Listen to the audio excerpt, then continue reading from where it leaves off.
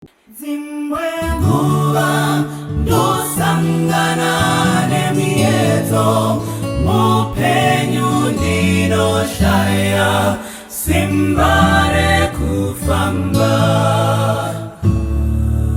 ndinoshinga kufamba nzira nyangwe zorema tindindoda mube pechonde baba ndinochema ndamuzika ndibatei ruoko mufambe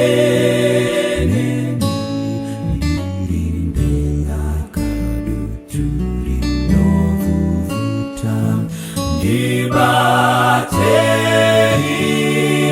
ruoko mufambeni Baba ndinochemanda muzika Dibatei ruoko mufambeni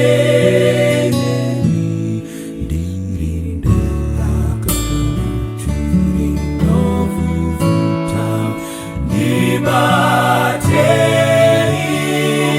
ruoko mufambeni makandidzidzisa kunamata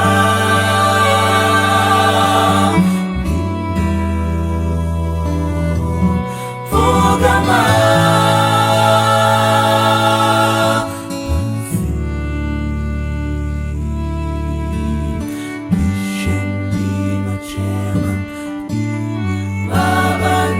kumbira mosa zonisia dega ishendino chema babanda kumbira mosa zonisia dega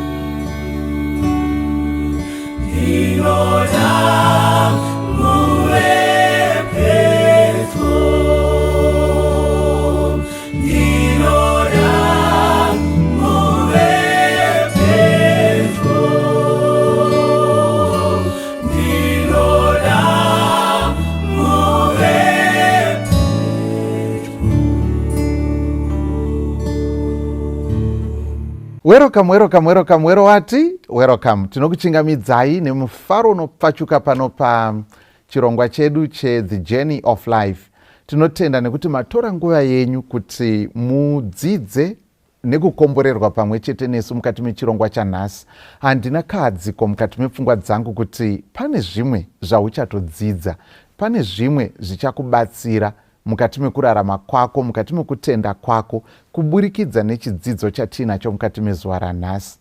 Ini ndinonzi Watson Mbiriri, ndiri mufundisi uye ndinotungamirira hurukuro dzatinoita mukati mechirongwa chino The Journey of Life. Muchirongwa chinoka zvatinongoita bedzi ndezvekungotora zvinhu zvatakasangana nazvo mukati meupenyu hwedu pakurarama, toona kuti zvidzidzo zvipi zvatakasara nazvo mushure mechiitiko ichi. Saka tinotaura nyaya idzi kwete nekuti tiri kuda kunzwa nyaya dzevanhu stereki, asi nekuda kwekuti tinofunga kuti tinowana zvatinodzidza kune uyo neuyo neuyo neuyo. At the end of the day tinenge tava vanhu vari nani. Hanzi zvikomo zvinopanana mhute asi zuru hazvipanani ishwa. Mupabate ipapapo. So mukati mezuva ranhasi tiri kutaura pamusoro rega ndigokudzai tiri kutaura musoro wenyaya yokuti kudii. First, chimbondibatsirai tichingamidze vatete vauya kuzokurukura nesu vachikoverana nesu zvavakasangana nazvo. Toda kukuchingamidzai nemufaro mukuru pachirongwa The Journey of Life. Okay, tatenda mufundisi. inini ndinoitwa perseverance muzeya.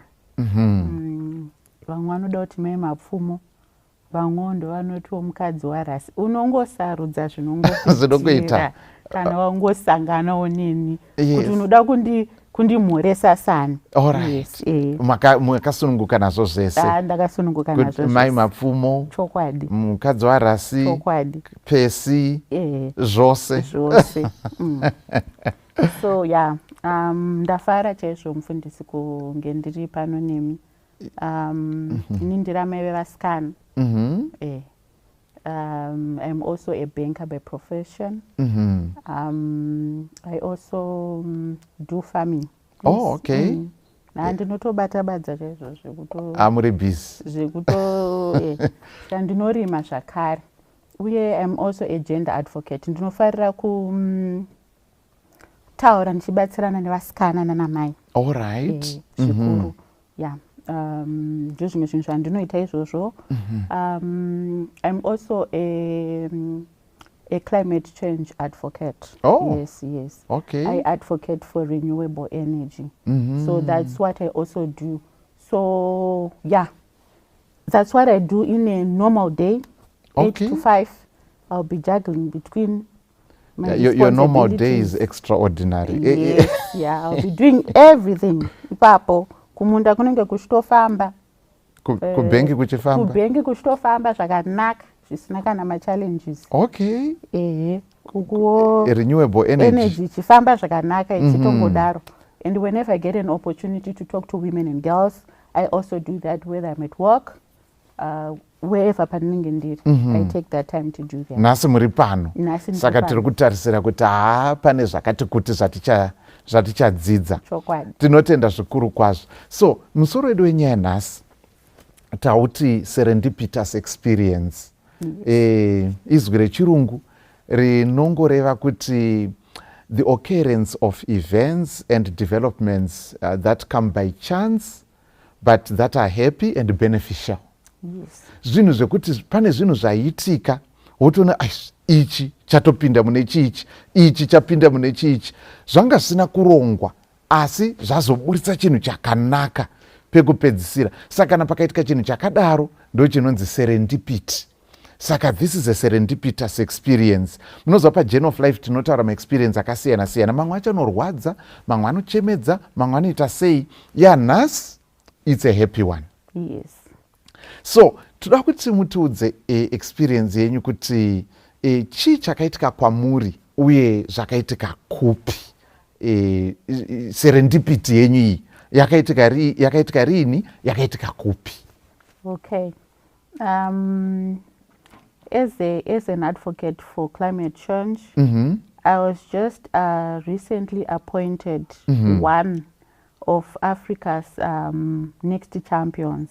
Okay. African Union's next champions, focusing on innovation and entrepreneurship. So this is the first of its kind in Africa. Yes, it's the first of its kind in Africa. And since iri first mai mapfumoka matotaura mamwe mawedze kutoti tatorasika ekutoti champion watu tiri kutoda kuti mumbotibatsire kuti makapoindwa muri kuti kudii Africa Union iyo yemapresident eAfrica yese. Iyo. Okay. Yes. Saka muri kuti makapiwa chigaro chekunzi kudii? To be a championeering innovation and entrepreneurship in Southern Africa. Okay. Yes. Innovation zvinoreva kuti vanhu vari kuuya nepfungwa itsva whatever mabasa angaitwe nechi and so on. Innovation and entrepreneurship vari kutanga mabhizimusi avo vachiuyawo nepfungwa itsva dzinosimudzira Africa. Okay. Saka imi bva manzi champion. Saka kuti mumwe wevakurudziri wezvakadaro muAfrica yese. Chokwadi. Yeah. So it's a program that African Union started this year. Kuti inonzi YAPI, zvichireva kuti Young Africa Program for Innovation and Entrepreneurship. chavari kuda kuita ndechekuti they want kuti ma-SDGs anongo ma-sustainable development goals anongotaurwa yes akwanisike kuva effective and akwanisike kuva implementable, zvikwanisike kuitika even in Africa without having us to look to Europe or to look to Asia. But as Africans, isusu tikwanise kuzviita. Yes. Zvichibva right from the grassroots tichikwidza takadaro kwete kuti zvingova zviri kutaurwa maconference room ari pamusoro-soro ekuti hatikwanise kusvika. Saka muri kukurudzira zvichitobva nechepasi uye zvichisimudzira upenyu hwevanhu nemagariro atinoita, environment yedu, zveupfumi nemabasa emaoko and so on. Munozva kana muchitaura kudaro kana makutotaura muri kumalevel ekunana Africa Union uko, isu vazhinji vana Pobi Adona nana homwe yareruka mune matotisiya because nendotozvitarisa ndototi even passport handina, handisanambosvika chero padhuze neairport, muri kuona. Saka zvinobva zvaitoita kunga hamheno kuti saka toda kuti muzotibatsire at the end of the day kuti tinyatsa kuone kuti zvinobatana nesu sei as ordinary people on the ground. But ndoda kuti ndimbotanga ndanzwa kuti mai Mapfumo chii chakaitika kuti muzosvike kulevel yekuti maane continental recognition yekutoappointwa. First mumbori vangani vane position yakaita seyenyui muAfrica, kana kuti muno muZimbabwe kana muno muSouthern Africa? In the whole of Africa we are 30. Yes, then Southern Africa we are 2. The other one is from South Africa because it was the hosting country. Yes. Then kune vamwe veku Central, East ne West Africa. So, different regions of the continent. Yes. Southern SADC kunoku 2. Ari ku South Africa koti nemi. Yes. Viewers, what a privilege kuti tine one of the only 2 in Southern Africa. Saka toda kuti mutipe mutunduzere. Toda kunyatsa kuziva kuti how did it happen? Maka-apply here kuti pane kwazvaka-advertiswa here kunzi kune varida kuita ma-champions for innovation and entrepreneurship mafomu aya. How did you get to that position or to this appointment? Take us through. Ndafarira pamambotaura kuti vamwe vanenge vachitiisa namapassport. Ininiwo maitikira zvakatoita weni ndanga ndisitori no passport. Part-time yacho. Saka zvinoita. So what happened is my husband was working in Angola. Achiita a project financial technology, fintech. He's into fintech, mobile money services, just like Kunoko. But then in Angola, those things are not there. So when he went there, he saw an opportunity, financial technology, and he developed an application that my users, they can use even if the banked and the non-banked can also use. So he received an invite from African Union. Vaona pfungwa ya idea yakanga nayo. Ndo yatukutoti innovation. So he got an invite from African Union to come and share his story, because you are a Zimbabwean, then developing a product in Angola. So they wanted him to share his story as a startup, because the company is a startup, it's registered in Angola. So why don't I share a story yake? Saka ininiwo ndanga ndiriwo one of the directors for his company, because ndini ndinotori financial advisor wake. Niye nchimubetsera neruzivo rwangu in the field of finance, how to also do a successful project, ndo zvimwe zvinhu zvandinge nchingombatsirawo nazvo. So when he received his invite yekuti auye ku Intra-Africa Trade Fair yakaitika kuDurban last year. End of last year? End of last year, around November. So kuti auyozoshare paplatform yekupaslot yavo yeku-African Union ikoko panenge pane ma-EU delegates, United Nations nema-delegates akangosiyana-siyana because the story yakangovafadza. So I received that invite iyoyo. Ndichandambota zvenini asina passport. Okay. Saka kwaingodiwa ma-directors e-company. Saka inini semumwe director wacho asino passport. Yakanga expire yakanga yaka-expire in June. Saka munongoziva unobva wangoti zvinhu ndinoidi. Sandike inini ndaitozviudza kuti passport ndinoidi. Okay. Ndinochida kuenda kupi. Ndinoita zvese zvatikuita muno. Ndingoita zvese zvandikuita muno zviri kutondifambira zvakatodaro. So I don't need to go outside the country. Saka even paikato expire zvanditori neineni. Kuti nditi ndingade kuifambira because ndangoti ndizvozvo ndinoidi kunomira, you know. So when that invite came, ndobva tonditi we are supposed to go because this invite yatoya iruda ma-directors to go and represent. Ndikati ndindoenda zvangu kunodi ndinongoendawo tenchungokunamatira ivo kuti mufambe zvakanaka. Okay. So he insisted and I didn't want, honestly speaking I didn't want because nditoriwo nezvangu zvandotoitora ndakuudza. Yes, zvakatowanda. Zvakatowanda. So I wasn't interested. Zvaya zvekutova kutoti ndingato So but then he insisted akatoti no, you need to go and apply for that passport so that you go with me, you also support me. Pane zvinhu zvida kubvunzwa zvandinenge ndisingakwanise. I know you'll be able to help. Saka after that talk nichi ndopandikazodecide unoapply for passport iyoyo. Saka zvakambotanga zvichimbonetsa until ndazokwanisa kuzowana another invite inesta rangu kuti ndikwanise kunobetserwa kumakombe kumapassport. Okay. Saka yes, ndakazoenda mandazoapply.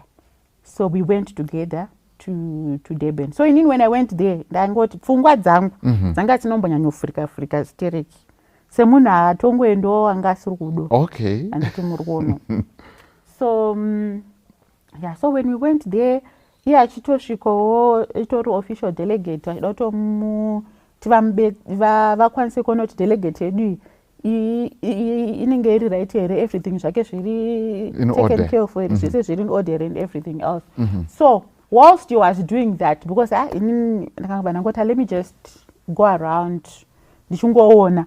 Okay, Papa in like my booth. Yes, people were displaying whatever, showcasing many African countries. Okay. Even my banks, even my manufacturing companies, even entrepreneurs,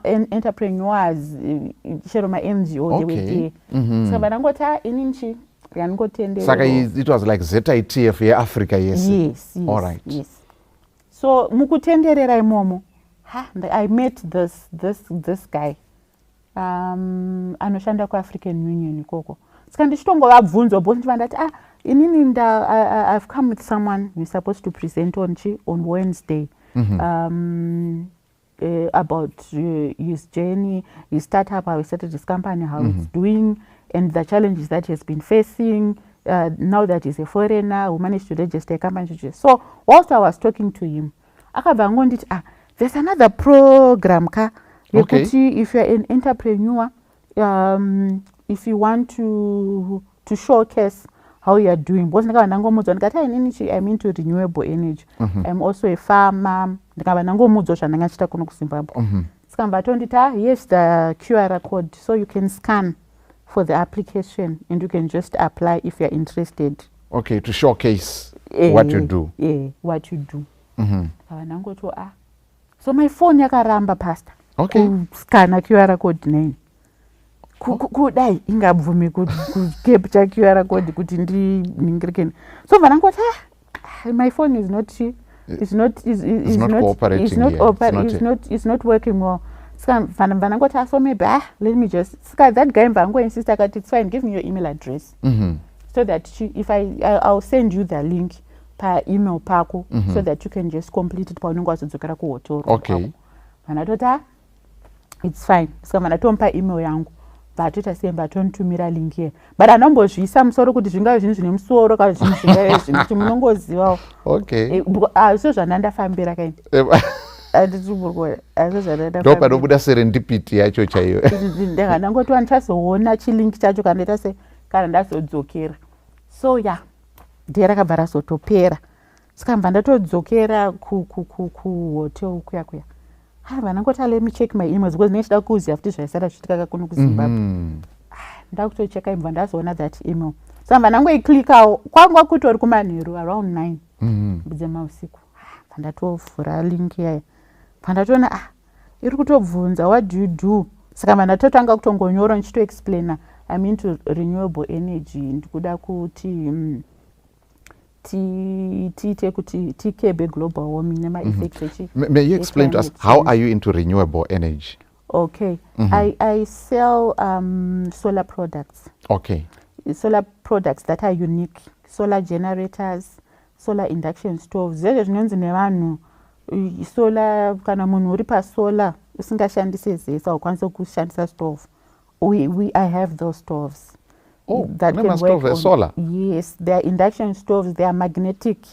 So kuti chorokesa ruoko rwako kudai hautsva hauitese, but if you put something that's magnetic chinobva chatotanga kutopisa. So that's how it saves energy. Yeah. Okay. Yeah. That's so interesting. I have all those ones and the lights and the generators. My solar generators kwete anoita noise yanechi. My solar generators ekuti you just plug in and magetsi akatoenda you switch zvuva zvatotanga kutoshanda. So for me I ventured into this because zvinhu zvakaitika kuti mani zvezvia zvichinzi inhau climate change. Hazvina kundibata zvakanaka.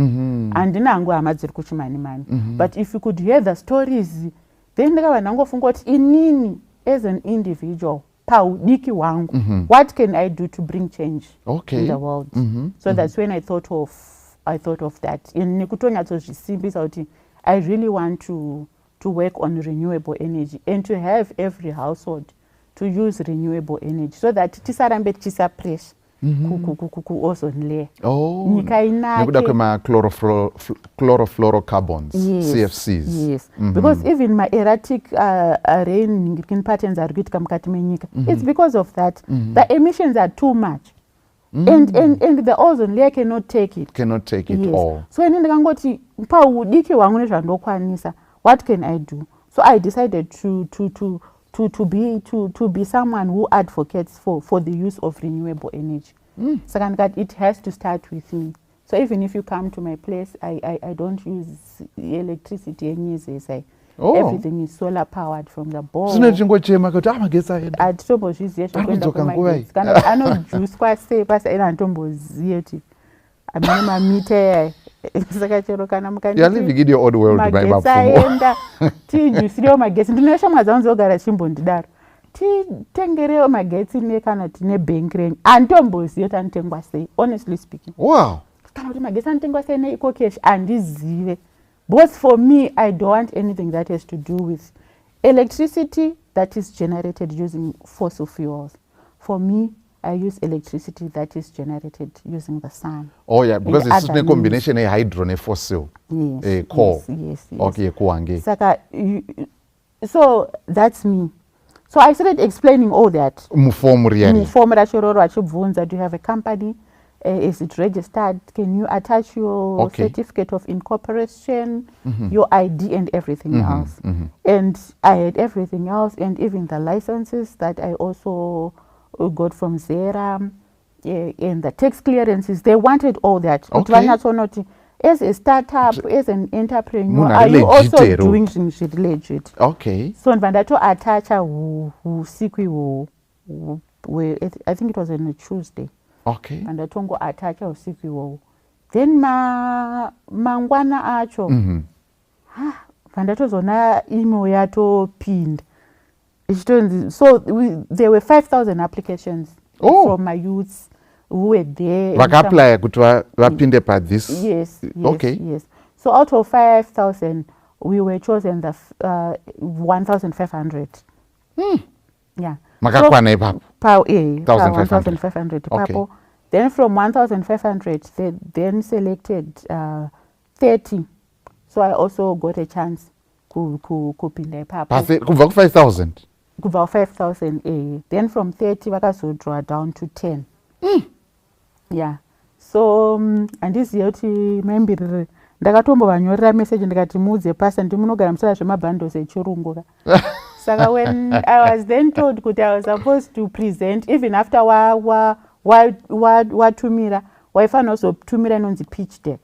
Okay. And I didn't know how to prepare this kuti pitch deck yacho inogadzirwa sei. Isusu kuno kuZimbabwe tangojaira kuti kana une project yako unoita inonzi business plan. So I didn't know that that thing is now outdated. Akusisina chinonzi kugadzira business plan kuchipa investors. Okay. Kana tuchitengesa your business kuti no. Unoitwa pitch deck. Kuna inonzi pitch deck. What's that? So it's a document. It's not tombokura slides chaiyo kuti it has to be 15 ukatona kutoisa 20 unongoisa zvinhu zviri unnecessary. Oh. So you just do my slides. You define the problems that you want to solve and the solutions that you have and the products that you have to make sure that the solutions that you dzawapa ziri kunofeeder into those problems kuti adzikire kana kutomabvisa zvachose.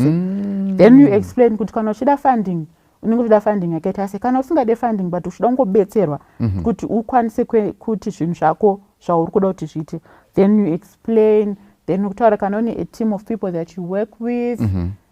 Then you do that. So it's just kingori chislide chinongo 15 page. Okay. It's not tombowanda chakangonyora zvinhu zvingorimo. Okay. In point form. Yes. So apa I didn't know kuti chinotombogadzirwa sei kunomboziya. Posta tangojaira business plan ndikati ai ndosana asingazvide zvinhu. Zvakutondinetsa. Zvakundistress and handichizive. So what my husband did was akabva angontaura kuti pitch deck because iye anga achizviziva zvemapitch deck. But he couldn't do it for me. I want to tell you pane zvimwe zvinhu tofanira kungozviitira wega. Ndozvimwe zvanoda kuti tingoziya futi izvozvo. Because iye kacha akaita kungondiperswade kuti ndiende neyo debit. Zvekuzogadzira because and akabva atongotaura ipapa afront akati inini I am also busy. So and he was. But chandingakwanisa kungokuudza kuti pitch deck chinhu chakaita so because iye I think akambogadzirawo chake chakadaro. Akanga asina kuzondiupdate wokuti wokwane mapitch deck. So ndakabva ndatobva angonditumirawo chimwe akati chinenge chakaita kudai sika ndikufanira kutogadzira chinhu chakadai chine macorporate colors ako uchiisa maproducts ako tinochitangira papi. Ichi chacho dai chaieditika ndaiedita but hachieditike. So you know what, I just made a prayer that ndinomwarika ane zvinhu zvino asingatombozvide iko kutoya kuno kwachoka nangu ndansiri kuda but kana zvakutondipa pressure pana pekuti nini handichatofare kuDurban kwacho kwandauya kuti ndingosununguka ndatova busy. I think I don't want this. So I just prayed. That's what I do. I do funny prayers. Those that know me, they know I'm telling the truth. I do funny prayers, but in my funny prayers I'll be serious. You'll be serious. Yes. So andikanangoti nini chingwete kuti nditogona chinichi kana muruda zvekuti nini ndinoita saka ndotopinda futi busy kuti ndambopindire futi ndozonzi ndaruza. Okay. Kuti nditombopinda. So you know I just prayed. But ndichingopedza unamata wadaro fanira ngovhura application ndine application pafoni pangu inonzi Canva. Ine zvinhu zvakangosiyana siyana. I also do graphic designing. I just did basic. Okay. Ndida kuzvibatsira kuti for my business ndizviitire maflyers ndega ndisatange kutsvaga vanhu vanondiitira. So whilst I was just browsing vandatoona pakatonzi pitch deck template. Takati zvaita ke wozoti mafoda aya ane maapplications mazhinji vangu hatisingatomboshandisi. Yes. Nenge uchingoenda WhatsApp yako watsura Zotopera. You know? Calculator. Zotopera. And yet, okay, so you are discovering that you have this. And I discovered nditorine inotogadzira pitch deck ndofanira patone template. Ndichifeeda information yeshi anaurara pasta. Anomborara. Okay. Ndichichigadzira chinhu ichocho chingaperi chaive nedeadline ya 12:30 ndingaibate. But ndakangoti ndasingazvizivo zvinhu izvi. But I'm sure pane vamwe mayouth because ndakatozodiscover tatozoenda ikoko kuyouth pavilion kwacho kuti kune vamwe vanga vatogara vatorina ava atori ready. Iti ndiri ndisingatozive kuti zvinoitwa sei munomboziva. Okay. So yeah, I missed the time yekusubmit because we were supposed to submit by 12:30. Inini ndakatozosubmita na1. And I was supposed to present at 3. Yeah. Saka ndichinai remember shows amembiri kuti amudze pastor kuti vana matroka mabundles angu echirungu. asazvoita depleted ndiri pakati pepresentation, we were just lightening ngirikeni, vachitondisimbisa kuti zvinoita. Saka ndanonoka futi kusamira ndikati apa ndotiti handiziye, apa ndakoganhirawo program yevanhu, apa ndakunonoka futi kuziva ndingotarika ndingoisa. Saka ndikabva ndangoisa, then I left the hotel room to the conference center. Vandatosvika pai. Saka ndichitosvika vakutogadzirira nekuita sei. Zvatonzi munhu anga achifanira kurisiva mapitch deck uyu. Hameno email yake zvayaita. Saka tikutotangidza kusenda. Wow. Zvinoita Mwari. Apo inini I was worried kuti because pamba pakatonyorwa nzi ukangozotumira after cut off time is just good as nothing. Saka sezvinewo uyu email yake ndobva yaramba. Mwari aitoda zvoti ndite champion. Okay. I see. Akabva avhiringidza email system. Tichitosvika pepemba zvanzi flash in flash handina. Zvikanzi saka vane mapitch deck avari paflash. Ndanga ndisina flash. Ndasina kumbozvitakura zvinhu zvipasa. Mungoziva kana uchienda kuDurban nongo akatakura zvinhu zvekuti ungonofarawo kubeach. Ndozvandakatakura. Saka zvekuzonzi flash nanga ndisina. Nanga ndisina. Laptop ina ndakangoitakurira kuti pamwe ndozoda uzongo apa. So ndakati ndina flash. Sikamva zvonzi okay kana musina maflash pane Gmail ya maybe someone from African Union who could then receive also tumira. Okay. Saka ndakatozongotumira imomo vanhu my presentation achitoitwa vamwe inini slot yangu yakatomirirwa.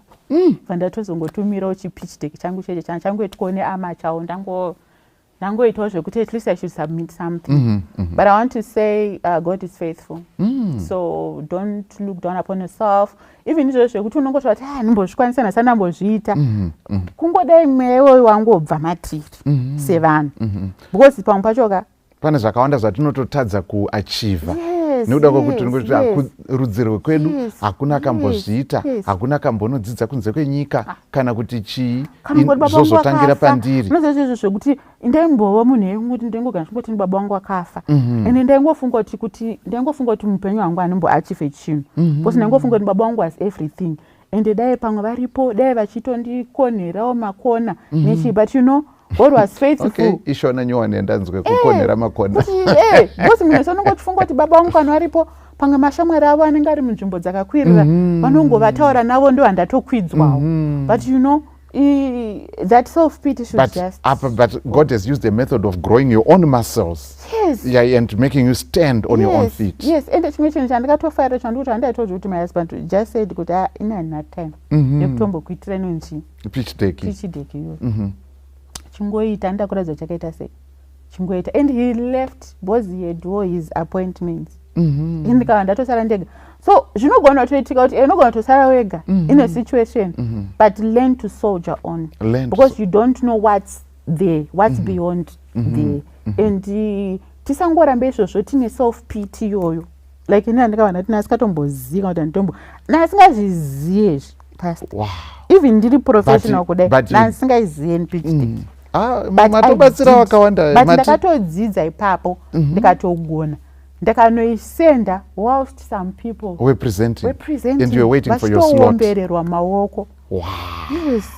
Yes. But you did what you could. Yes. With what you had. Ndopepa ndikuti kana Mwari achitaura kuti whatever your hand finds to do with all your might. Yes. Ecclesiastes 9:10. Yes.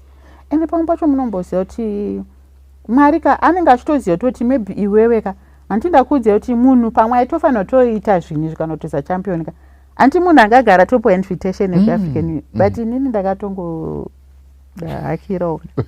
So you find kuti unogona kutongo kuita zvinoitwa nemahwindi mukombi zviya zvekurembera zviya, but uri kutorembera uchitosvika uchitoenda. Yes.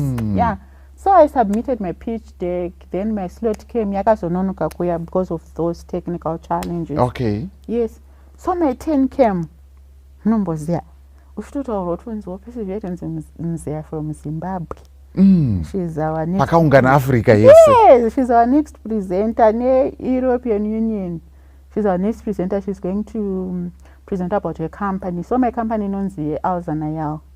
Yes, Private Limited. divisions akasiyana-siyana wow. So on this particular day I was just focusing on Alzheimer's energy. Okay. Yes. So kwakutonzi from Zimbabwe unomboziva kuti dzimwe nguva vanhu vanenge vachingototarisirwa pasi maZimbabweans. But I want to tell you kuti ndimwari anokuisa panzvimbo. Even munenge muchiseka koko bosi vanhu vaitoshamisa nditori muZimbabwe, you know, pane ma-bad stories out there about Zimbabwe. What can come out of Zimbabwe? Exactly. What but good can come out of Nazareth? Exactly. So I'm Zimbabwe. Zimbabwe natori pano. Handitori pontori muZimbabwe, you know, pane vanhu vakasiyana-siyana, vamwe vachitaura French. Vamwe vakatopresenta neFrench, vamwe nePortuguese. Because kwanga kune ma-interpreters handiti. Zviso kwanga kusino interpretation kuti ndinyatsotsanangore mufundisi kuti nini zvinonyatsogutsawo handiti. Yes. But Mwari akatondibetsera. Ndikatomira papodium and I explained the problem yatinayo yedeforestation. Ikuti miti dziri kutemwa kumamisha, so we want kuti kumamisha kushandiswe renewable energy, and it's possible. Yes, it's possible with the products that we have. Chiri kungodwa chacho ndechongoti you just have to set up your solar system, and you are good to go. You can run industries, you can do a whole lot of things. So I explained all that and say kuti even kuno kuZimbabwe nditi chero mvura ikasanaya, when we are using solar energy to pump mvura even dziri maboreholes, even dziri mumadams anditi kuti dzidiridze, we can do farming all year round. Hatifaniri kungomirira kuti mvura zvayanaya chibage chofanira kungorimwa, wheat inofanira kungorimwa. Because you know kuti in some places unozonzwa kunzi that crop has failed because kwakusina magetsi for 1 week, and so on, saka they could not, you know, irrigate and things like those, and so on. Saka this is really coming as a solution to many challenges that we are faced with. So I explained all that with all my passion, Pastor Mnezashoti. So I explained, and God helped me. The English bundles didn't deplete. No, amen. Yes. I explained even everyone who was there, even the Portuguese speakers who were there, because African Union yakatowandira ikoko vanhu French. Francophone countries. Exactly, yes. So I presented and I told them my solution, and I'm still working on the solution because it's a huge project that really needs a lot of money to be injected. But with this, I'm making strides. Yeah. So after that, the presentation, you know, vanhu vachitombera maoko ndichitotaura kuti inini zvakatondibatsirawo kuva, you know, kutongeta reskill kuti inini I'm a banker. People think kuti unongochifanira kungoziva about my figures, my laptops and everything. Yeah, I think that's one thing chekuti to some extent maybe for some people my challenge is unemployment anouyawo futi nekuda kwekuti inenge chingoti indakaita accounting kana kuti indakaita IT, zvekuti chero paine opportunity yekutengesa matomatoes I will not look at that because nechiti zvisirizo zvandakastudy, you know, and things like that. But you are open minded, and sometimes zvinoita sekuti kuenda kwatinoita kuchikoroka tiri kuenda kunokiiwa pfungwa, and yet tiri kufanira kunokiinurwa so that you think broadly, pane kuti ndikuwa restricted in a particular narrow focused area yekuti chero maopportunities asipo munhu anotongofa nenzara chingoti hapana mabasa acho asi kuita. But I mean you are doing so many things in so many areas. So reskilling is very important. Even izvozvo zvekuti chakandiendesa kuDurban uku kauchazondisvitsa kuti ndizoite champion weAfrican Union. It's not even the degree. It's not what you studied. Ndakatostudy pastor nemamwe macertificate anotorwadza kuti unochitoshiya ti management accounting nekoma kwadzakaita unongo wakatodzistudy but hadzina kwadzakandiendesa. But this thing of just saying I think I can also do this. Mwari achindipa simba to be able to balance all this, ende zvinotoita saka vanenge vachiti inana kuenda kuchikoro hakuna basa. I'm not saying kuti vari kuenda kuchikoro vari kuita in vain, but ndikuedza kutaura kuti even without a degree handiti because ini chakatondiendesa ukazitombori degree havatomborizive vakatozorizivawo mukutotsananguro kuti now I managed kudzidzira imwe skill yekuti nini zvinezvi ndakutokwanisa kutoinstalla masolar systems. I can just wear my work suit, toolbox rangu, ladder. You do that? Yes, kutokwira padenga totosungirira masola totopinda mumba ndotochuba ndotogadzira toziva toti ita mberi kufanira kuenda pamabhatiri aya kutoziva toti no this battery haishande rinoshanda ndeiri so I can do that. Ndakutokwanisa kutozviita but saka hatisi kuda kuti tivharike pfungwa. Yes, saka ndotoziva kuti zvekubhengi zvikakona ndakaona zvekubhengi zvakona ndichingokwira madenga iwawo chingosungirira. You know, yes, but you know the reason why I do that is I do that with all my passion because ndikuda kuti vanhu vizive kuti it's possible. It's possible ende zvimwe zvinhu hazvinei nebackground yako handiti hazvinei nekufirwa kwakaita hazvinei nemaproblems ausangana nawo.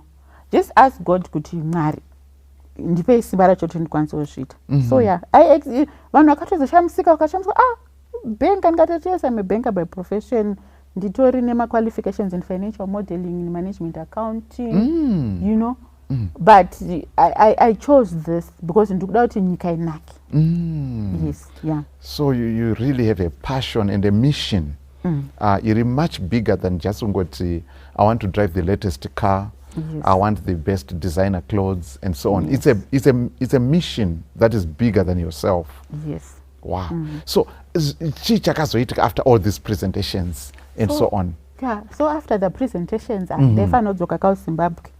Semunini nangu ndakatotora ma-leave days saka anga kutoperawo kuti nditodzoke so ndikandangoti tozongoona because akabva ngoti we have musi weSunday officially Sunday ndopananga ndichifanira kudzoka kuti ndikwanise kuenda basa Monday.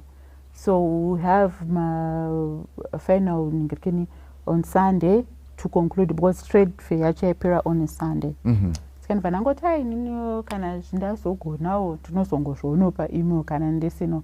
So munoziva unenge wangova ne-anxiety ndigotosekwa my husband aitondiseka kati keunogoda kuti anxiety waisaramba here kuningirina because ndakasisagarisike kana ndichida kunzwa kama-results ndakungoti ndikanimbocheka email svika awaisaramba here uchita inini zvinhu zvandizvidi you know but ndava anxious manje kuziva kuti saka to know kuti after my presentation did I do well kuombera kwakaita vanhu maoko kuombera kwokufara here because ndakatombobvunzwa kuti ma-questions akawanda zvekuti haungo kutobvunzwa usike wataura zvekuti saka how are you going to implement this, do you have the funds, how have you been financing chingotaura kuti no I've been financing using my personal savings. Kutaura chokwadi bank kana uchingori startup kana kuti hauna collateral nditi hauna collateral chiro kana washandisa mota se-collateral mota chaitombo inongori kana kuti mota $10,000 so zvinhu zvauda kuita zvinotopfuura $10,000 saka chiro mabank haatombokupe kana kuti maloni ndimaona.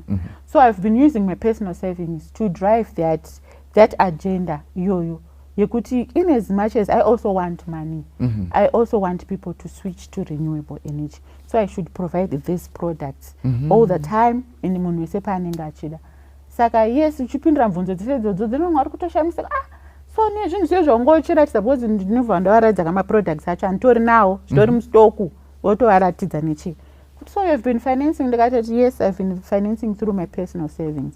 Saka zvimwe zvandida kungotaura pastor on that note is there is no one who is going to come to the youths and to the women and to anyone anoda kuita chero business zvacho zve-entrepreneurship zve-innovation. There is no one who is going to come and help you, you know, kuti usvike paunoda kusvika neyo goal yauinayo. Iwewe ndiwe muridzi wechinhu ichi wegoal yako handiti. So you have to find ways to make sure that you reach your intended goal. Pasina mumwe munhu iwo pache zvako. So you find kuti pane zvimwe zvinhu zvandotozvidepriva because I want this to grow. pane zvimwe zvinhu zvekuti I delay to do Okay. because ndikuziva kuti ndichazozviita. For now I want to go there. Yes. So I came back to Zimbabwe. He waited anxiously for that email to say congratulations. Ingawi. Saka email yakatozi after 1 week ndatoneta nekucheka ndakasisacheke ma-emails. Ndatoti futi nasitombori basa nazvo. Nongosiya zvekungozvisimbisa zviya. Ndikati nasina kana basa nazvo chodo kana ndikanzi handina. Zvemukomana anenge arambwa nemusikana kuti afunga kuti ndingadewo munhu akaita sewe akungozvisimbisa. Saka ndozvandaenda kuita manje ndichisimbisa. Nasina kana basa nazvenini. Kazi nini pitch deck yacho pamwe ndakatoti itori wrong. Unonenge wakungozvi. So zvimwe zvinhu zvinotidzosera mumashure izvozvo kuti we think that we are failures. We think that we cannot make it. Saka chizonzi naMwari munhu zvaanotofunga ndozvaari. Saka ngatisafunge negativity yemupfungwa dzedu. Let's just be positive. Saka imo yakatozouya yakatonzi congratulations. One of our Africa's next champions for innovation and entrepreneurship. Ndakafara pasta. Ndakatosaka inini ndakutochampion'a innovation and we were the first group. It's the first program irikutoitwa neAfrican Union. Wow. If they are going to do another one in 2023, inenge yatova a second batch that will also maybe feed into the work that we are also doing currently. Yes. So imagine kuti you are a pioneer for something chicha impact the whole continent. And chini chichatongoitikawo iwo chingoramba munozvadzingwa usangozvirambidzo kunge uriwo panzvimbo. Zvaunokwanisa chingoitawo ipapo. Exactly. Hauziye zvaunosangana nazvo. Iye nyakuenda nyakureceive inonzi chi invitation. Haanotombo kuti haanotokwana kumachampion. Okay. Kwenyu kumachampion. Kwedu kumachampion. Nyakukwenyera wacho. Nyakulaita moto. Nyakutungidza hana. And but iwo nekuramba kwandaita nechi. Funa yatoya. So there was a training that we were supposed to do. Zvizomva zvatounzwa kuti this is how we are going to be working with the youths. So what ungezonototi from kungo hakirawo. Yes. Yeah, I work also in a youth department in the church. So I think tingazombode kuti mutiitire some presentations dzakabatana nema-youth dziri muchichampiona. It's fine. Ndozvandotoda. It's something that muchichampiona. I'm passionate about my youth. Munomboziya pasa nenuwo. Ndichitoriwo muyouth. Yes. Ndichingori muyouth makore angu aiwa achiripo. Kuyouthiko. Kana moyo wangu uchiri kundiudza kuti I'm still youth. Yes. Mutori muyouth. Saka zvezvitupa tombozvisa. So yeah, nditori passionate past about helping the youth. To come out of that shell yekungoti I can't. To come out of that shell yekungoti the environment is not permissive. Yes, muZimbabwe zvinogonoramba. But out there are people who are going to like your project. You and your idea. Your innovation. Yes. And so on. Bosi nini zvinhu zvanditori nazvo muno muZimbabwe ndakangogara ndazvidza kuti ini zvekunonoka madho evanhu zvinoti ndinewo project yangu zvinonditisa heartbreak. Bosi unenge wanyatsoisa project yako iwe uri kunyatsoiona ine musoro. But unonopa mumwe munhu aritoona kuti hazvina musoro. But kushaya musoro munhu uyu asiri anodetermina musoro kana kushaya musoro. And meno kama mandinzwisa where I'm coming from. Pamwe pachoka we have abandoned. We should not allow someone to give a final say on your. Exactly. Yes. Otokudza kuti hayi zvazviite zvakambotraiwa implementeka. Ekanoti hazvitombounze mari. You know. But inini I'm envisioning it, ndiri kuzviona kuti it works. Apart from kuunza mari, it also bring zvinotipawo health yakanaka. Inoitotiwo macyclones aite mashoma, ma-erratic rains, But someone anenge achikudza because hazvisi zvake. Hazvisi zvake and haasi kukwanisa kuzviconceptualize. Saka izvo zvinhu zvekuti zvinenge zvichingoramba zviri mupfungwa dzako uchifunga nezvazvo. It's your destiny calling you. It's God speaking to you in that still small voice. Yes. Kuti this is the direction mwanangu. uku ndokuri kufanira kuenda. Yes. And but you know, mumwe munhu anenge anoti izo mari iri uku or something like that. And so on. So what are some of the, you know, saka tichiri kutaura dear viewers about, you know, a serendipitous experience. Mushona ndo yatingati mukutanda mapfeni ndo mukuona ndimo. You see? Munhu wangu uchitongotandanisa wako makudo apinda mumunda utozonoti izvo patori nenzvimbo inotorimika mupunga panapa. Ongosina kuenda unotsvaga pekurima mupunga, ongorungoti makudo adzokere kugomo, asi otozoona something positive. Saka ndio yatiri kuti serendipitous experience yakasanganirwa nayo namai mapfumo. Saka mimi kana makatarisa, what are some of the factors that contributed kuti puzzle situation izobude mabudiro ayakaita? Chekutanga ndechoti chandakaona, it's like when someone asks for your help, or to say accompany me, or to say may you help me with this, aikona ungokurumbidza ungoramba. My people skills, you know, Mwari atibatsira tawana my people skills as a people. At times, you know, we brush people aside. Munzisa kana toti haina ndimbozvikwanisa, ndine busy schedule yangu, you know, but you know, inini ndaisatoda kuenda kuDurban. Vamwana vachitoti kuDurban no hamazoenda kubeach. Ini zvese zvanga simbori mumfunga dzangu. Ngonza ndikozotaura. But because I wanted to support my husband in his things, anditi ndozvakabva zvangoita kuti nditongoenda. Saka ngatingosapotane, whether mudzimba, mufamily, church, community. Let's be there for each other. For each other. Yes, ndo zvimwe zvinhu zvandakadzidza izvozvo. Kazhinji tinonzoperera pakuti what's in it for me. And then ndikaona sokuti hapana direct benefit to me, ndobva ndangoti ndisiyane nazvo and so on. And yet amazing. So ndo zvimwe zvinhu zvakangocontribute izvozvo. I was there when someone needed my help. So let's be there for each other. Imwe effect yakashanda ndeyo yekungoti self pity, izvo zvekungozvinzira tsitsi. Kana ngoti kuZimbabwe hakuna chinobuda, kuZimbabwe kune corruption. Yes, Zimbabwe inogona ine corruption, handizive ino vakambosangana nazvo kana iriko, I don't know. I don't want to talk about that. But chandosiya nchoti uchagona usangana nemumwe munhu asiri corrupt. Anokwanisa, because these people, they didn't even know me. Pasina kana one Zimbabwe. And so it's like, for me, it's like it's someone who doesn't know you, but I know a believer in the things that you do. We need people like that. Saka usabva wangofunga kana upenyu hwako chingotenderera muZimbabwe zvinofanira kungoperera muZimbabwe. There are people out there who can embrace and accept you and help you grow.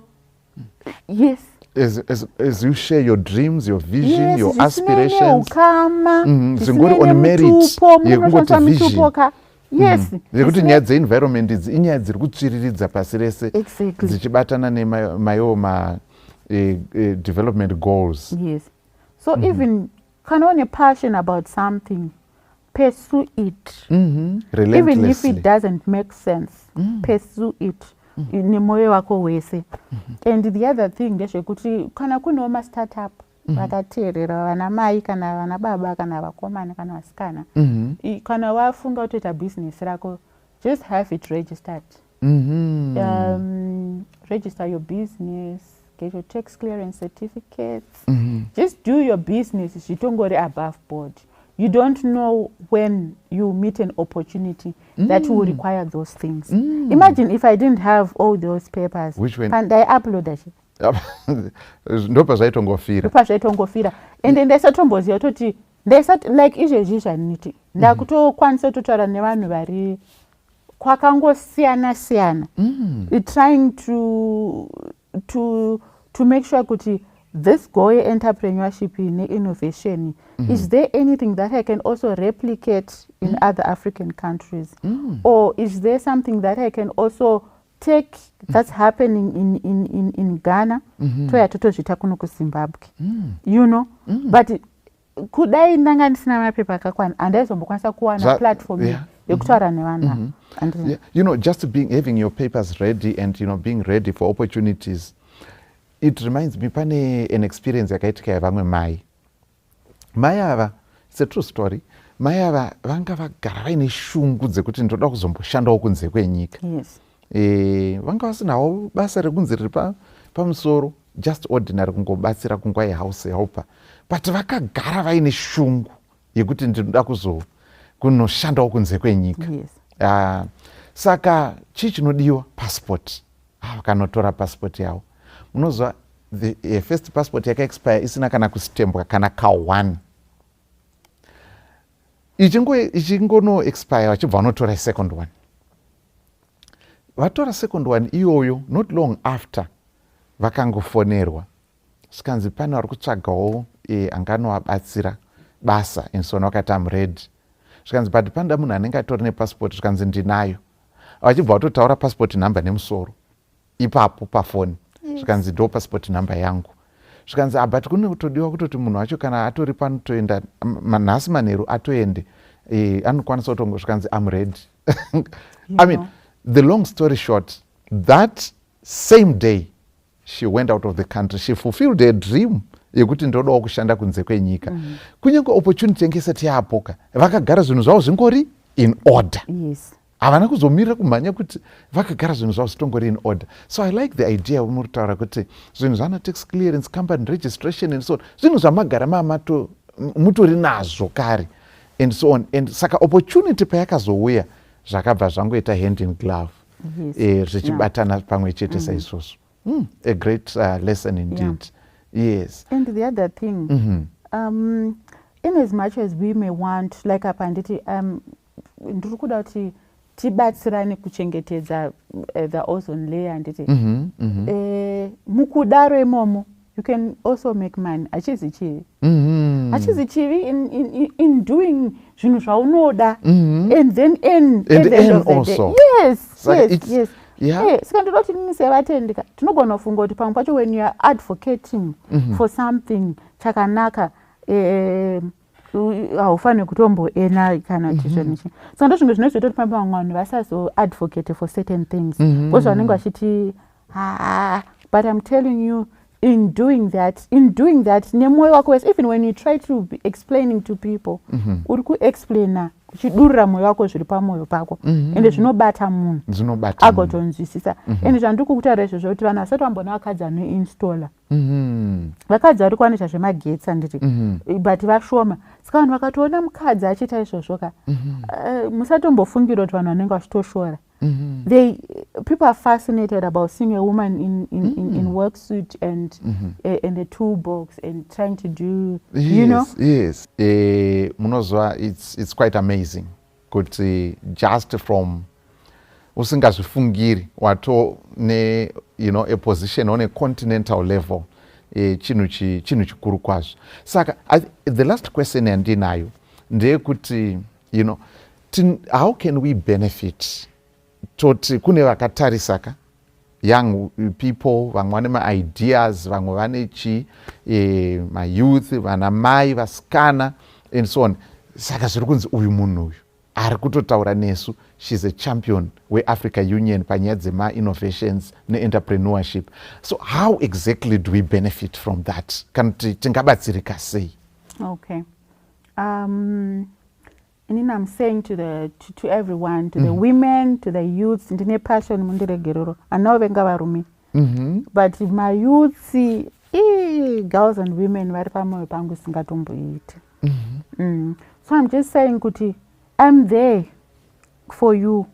Ndine mamwe ma-platforms andinombobetseranawo nevamwe vanhu. Kune vanotoziya, vanotombondi-inboxa, vamwe vachibvunza zvavanenge vachibvunza, ndotovabetsera. But I'm open to help anyone.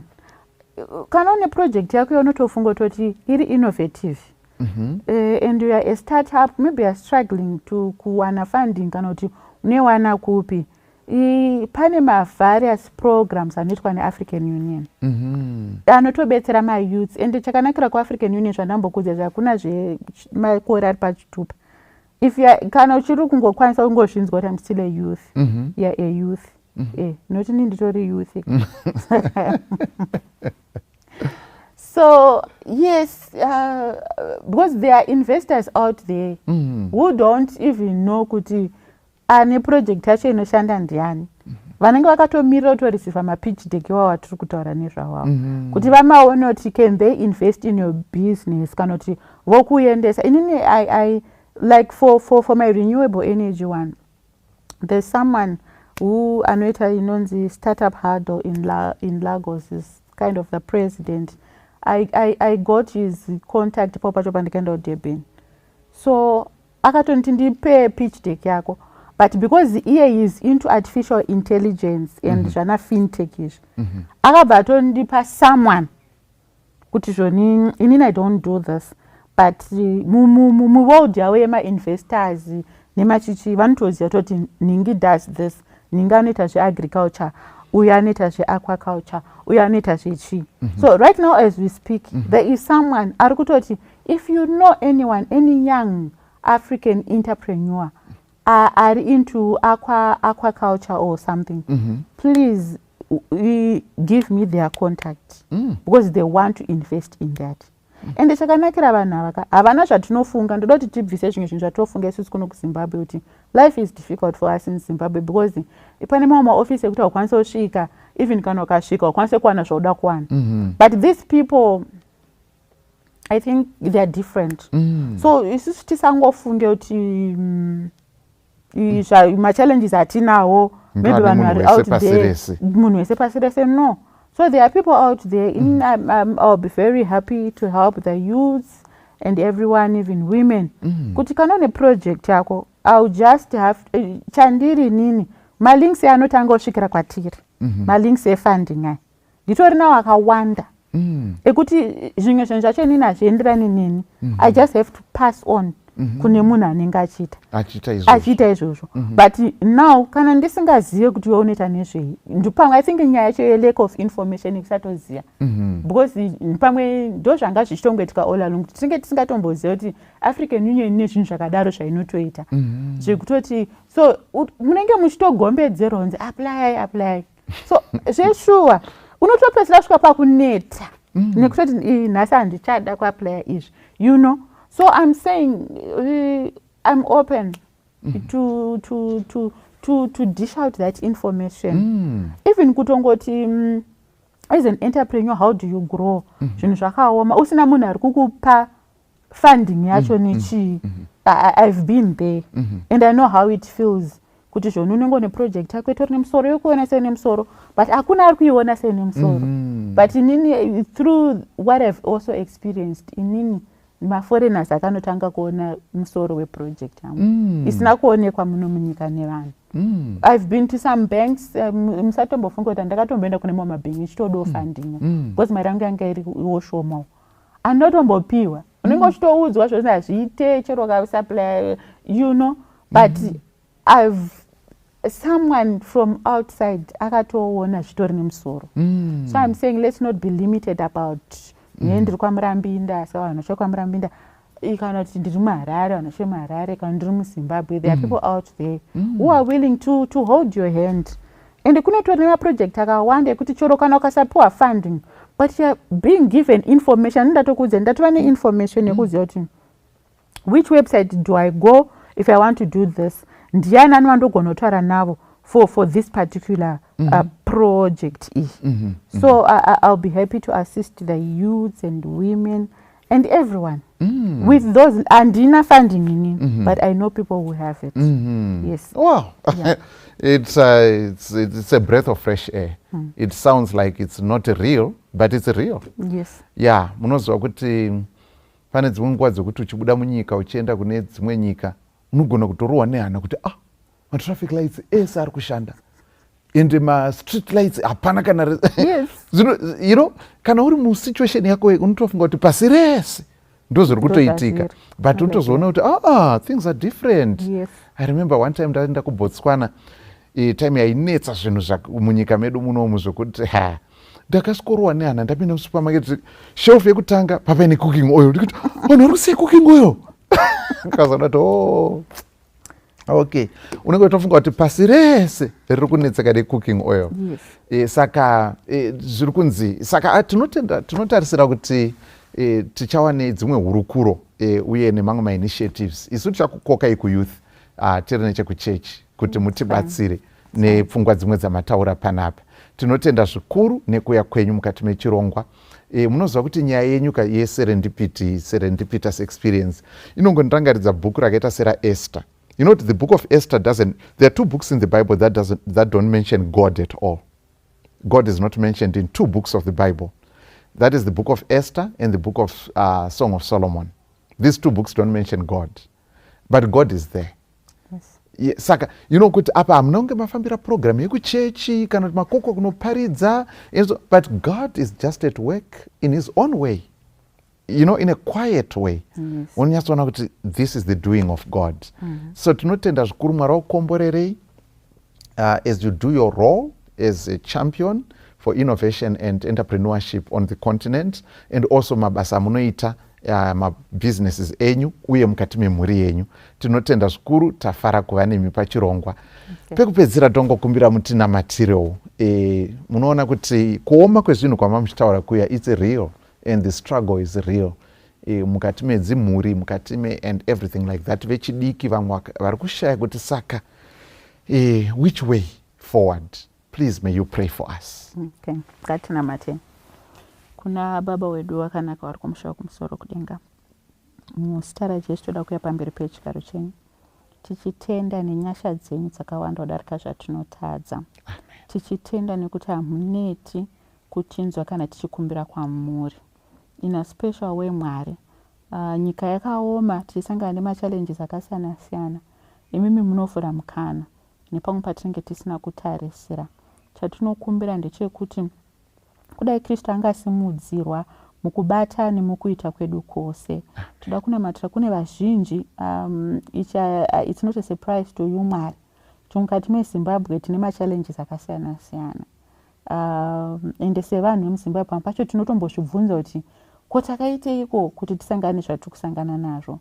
But panguva ino tichinamata Mwari, tangokumbira kuti murambe muchitirerutsira mutoro watinawo. Kune vanhu vazhinji vechidiki nevamwe vakuru vari kutoshaya kuziva kuti saka zvichazovei uye ndinozoita sei. But imimi Mwari hamukundikani. You are faithful in everything that you do.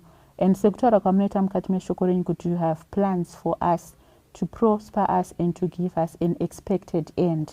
I'm just praying mukati medzinonguva Mwari kuti kudai mapa vana venyu an expected end. Pavanenge vachisangana mumabumpy roads, mavanenge vachifamba vachisangana nezvinotsvedzesa, vachisangana nezvinogumbutsa, may they know that you have plans for them to give them an expected end. Vagokwanisa kunzwisa kuti in every situation that we go through, imimi Mwari munenge muripo, muchida kuratidza kunaka kwenyu, muchida kuratidza simba renyu. Kudai mungatibetsera sevanhu nevose vakateererawo, chishuwo chedu mukati mekurarama kuno ndiko kuti matiitira zvakanaka, matinzwa pakunamata kwedu, tisakanganwe kuti ndimi Mwari munotiita. Nokuti tisatidi kuti tiite sana Jeshuruni vakati vakora vakakanganwa kuziva kuti mimi Mwari ndimi makavaita. We just want to pray pamutatiburitsa muma-difficult situations atinenge tinawo mukati mekurarama, itai kuti tiyeuke kuti zvose zvinodzokera pamuri, noda kwekuti mimi Mwari ndimi munotiita. Kudai zita renyu ringakudziwa, kuda kwenyu kurambe kuchiitwa mukati meupenyu hwedu, mbiri irambe ichionekwa mukati meupenyu hwedu. Imi Mwari vazhinji vakovere kuruponeso. Uyu ndo munamati wedu nekutenda kwedu muzita raJesu anogara nokusingaperi. Amen. Amen. In the harvest, fields now ripened, there is work for all to do. Hark, the voice of God is calling to the harvest, calling you. Little is much when God is in need. Labor not. You know there is a crown, and you can win it only if you call in Jesus' name. Little is much when God is in it. Labor not. You know there is a crown, and you can win it only if you call. the place you're called to labor seems so small, only to know it is great when God is in it, and He won't forsake His own. Little is much when God is in need. Labor not for wealth or fame. There is a crown, you can win it if you call in Jesus' name. Little is much when God is in need. Labor not. There is a crown, you can win it if you call in Jesus' name. When the conflict here is ended and the race on earth is run, you will say, if you are faithful, welcome home, my child. Well done. Little is much, little is much when God is in it. Labor not. You know there is a crown and you can win it. Only if you call, only if you call, only if you call in Jesus' name. Little is much when God is in it. Count your blessings, name them one by one by one. Yes, you can win it. Only if you call. Oh, just trust and obey in Jesus. All you need is call in Jesus' name. You know there is a crown. Only if you call.